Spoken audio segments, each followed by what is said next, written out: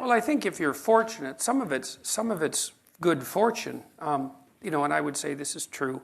I've watched people in their relationships, personally for a long time, but also as a professional because I've done a lot of clinical counseling. And I mean, there's some things that need to be a given about the relationship, I would say.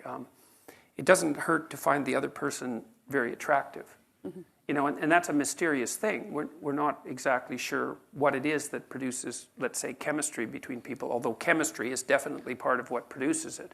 There's subtle things that attract people to one another that are way below the level of consciousness. So, for example, women don't like the odor of men who have Rh blood factors, who, if they had children with, would be likely to produce a stillborn infant.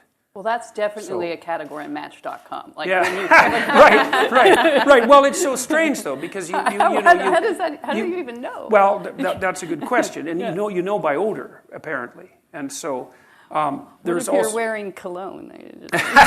well, then it would depend on what type of cologne it is. But RH, what was it? Right, smell is a very strange sense, and it's very deeply tied to very profound emotions, including memory, and so.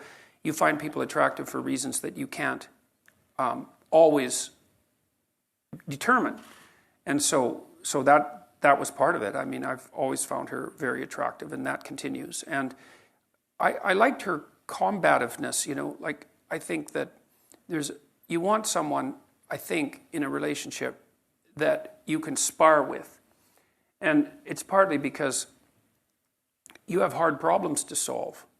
And if the person that you're with isn't willing to put forward their opinion, then you only have half the cognitive power that you would otherwise have. And hopefully you find someone who's interestingly different from you, like not so different that you can't communicate, and you have to be careful of that, but interestingly different, and then hopefully they have the ability and the will to express their opinion, and then, well, then it's, then your interest stays heightened, and there has to be that tension in a relationship. People think, well, I want to get along perfectly with my partner. It's like, no, you probably don't. You just get bored, and then you'd go looking for trouble. And so you want a little bit of trouble in the relationship, and a little bit of mystery, and a little bit of combativeness, and the ability to exchange opinions forthrightly. And I trust her, which is a huge element. I mean, when we finally did decide to get together permanently, we were both in our later 20s. And, one of the things that I had learned by that point and insisted to her about was that we had to tell each other the truth. And she took to that wholeheartedly, and for better and for worse, because truths can be harsh. Does that include, does this outfit make me look like that? Yeah, well, the truthful answer to that is I don't answer questions that are likely to get me in trouble. Yeah, so... I have a son who will answer honestly, and it's infuriating, but then I realized if you want the truth, talk to Tamara. I'll tell you. Well, that's the thing, it's useful to know. The truth is empowering. Truth tellers are charismatic, and actually both my sons are brutally honest, which is disconcerting. Yeah. But I can see that it's made them very formidable, and because of people trust them and the friendships, and just it gives them and you've written a lot about this. Well, if I tell my wife that she looks good in an outfit, she knows that I mean it. Yeah. And so there's some utility in that. And then if you're silent and say, I don't answer questions, that she goes and changes it. Well, sometimes, she'll say, do you like this? And I'll tell her that I don't. And that doesn't necessarily make her happy in the moment. Right. But if I do say I like it, she knows that I mean it. And, I actually like her sense of style a lot. So it turns out that 90% of the time it's pretty easy for me to say, look, I think you look great, and mean it. Mm-hmm. And, she's a fairly harsh standard bearer too. Like she's insisted that I stay in whatever reasonable physical shape I happen to be in. That was something that she's very demanding of. And I would say that it's the same from my side. And we've been good at negotiating, which is, what do you want from a partner fundamentally? What do you want and need? I mean, the first thing is that well, hopefully, you, like I said, you're blessed with the fact that you find each other attractive. And I think it's very difficult for the relationship to begin or proceed or sustain itself without that. But having that, then what do you want? Well, you want someone that you can trust. You want someone that you can build a view of the future with. And you want someone that you can negotiate with. And that's very hard to negotiate with people because they have to tell you what they think. They have to know what they want or figure it out. They have to tell you what they want. They have to be satisfied when they get what they want, which is also a very difficult thing to manage. And you have to continually update that because your life goes through different stages. And your attraction wanes, as we all know at our stage of life, not fatally necessarily. Speak for yourself.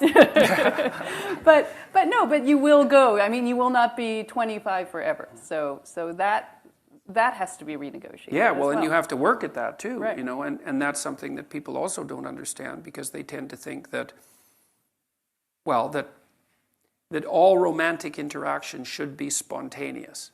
It's like, well, if that's your theory, then you might as well just give up right now if you're going to get married because that, like, the only reason you can think that is because you don't have enough responsibility to make romantic entanglement virtually impossible. And what happens when you're married, especially when you have little kids, is that, and you both have a job, let's say, is you're so busy that the probability that you're going to find time for spontaneous mutual interaction decreases to zero.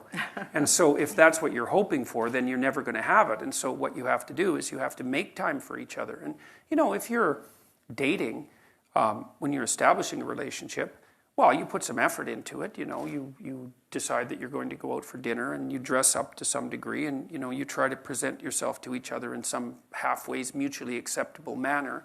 And you hope that there's going to be a positive consequence of that you're going to find each other attractive. But then people somehow think that once they're married that the same amount of effort isn't necessary, and that's wrong. I would say more effort is necessary on the same front. And you have to think it through. It's like, if you don't want to be bitter about the intimate element of your relationship, how much time do you have to spend together each week? And my rule of thumb, sort of derived from clinical observations, is that you need to spend 90 minutes a week with your partner talking. And that means you're telling each other about your life and staying in touch, so that you each know what the other is up to. And you're discussing what needs to be done to keep the household running smoothly. And you're laying out some mutually acceptable vision of how the next week or the next months are going to go together, right? So that keeps your narratives locked together like the strands in a rope. You need that for 90 minutes or you drift apart. And you need to spend intimate time together at least once a week and probably more like twice. And that has to be negotiated. And if you don't negotiate it and if you don't make it a priority, then it won't happen in all likelihood. And then, well, then you don't have it. And that's a catastrophe because there's not that many things in life that are, intrinsically, what would you say, engaging and meaningful and pleasurable and also bonding, all of that.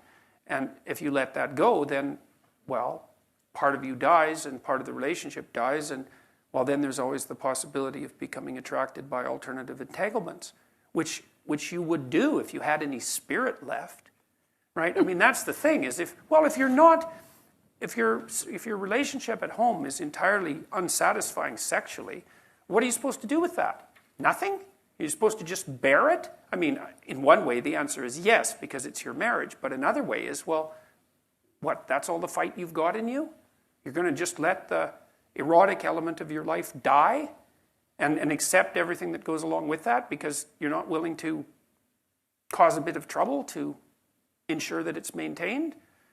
And, and we're not very good at thinking these things through consciously. And people are bad at negotiating, period, as far as I can tell. But they're particularly bad at negotiating things that are deeply private.